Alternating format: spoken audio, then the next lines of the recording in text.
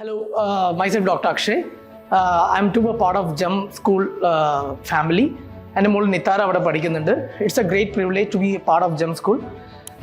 Specially പറയുകയാണെന്ന് വെച്ചാൽ അവർ അക്കാഡമിക്സിന് മാത്രമല്ല ഒരു കൈൻഡ് ഓഫ് അവർ ഒരു ത്രൂ എ പ്ലേ ആണ് അവരെല്ലാം പഠിപ്പിക്കുന്നത് കുട്ടികളെ. അതൊരു ഭയങ്കര ഡിഫറെൻ്റ് ആയ സംഭവമാണ്.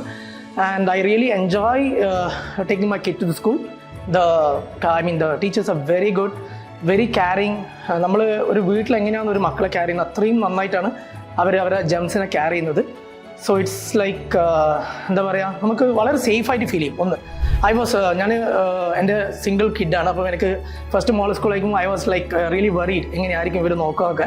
പക്ഷേ എങ്കിലും ഒരു ഫസ്റ്റ് ഇയർ കഴിഞ്ഞപ്പം I was really comfortable with every one, each and every one. Even അവിടെയുള്ള ആൻറ്റീസ് ആയാലും ടീച്ചേഴ്സ് ആവട്ടെ, എല്ലാവരും വളരെ സ്മൈലിംഗ് ആയിട്ട് വളരെ പ്രസൻറ്റബിൾ ആയിട്ടാണ് എപ്പോഴും നമ്മളെ കാണുന്നതും ചെയ്യുന്നതും എല്ലാം.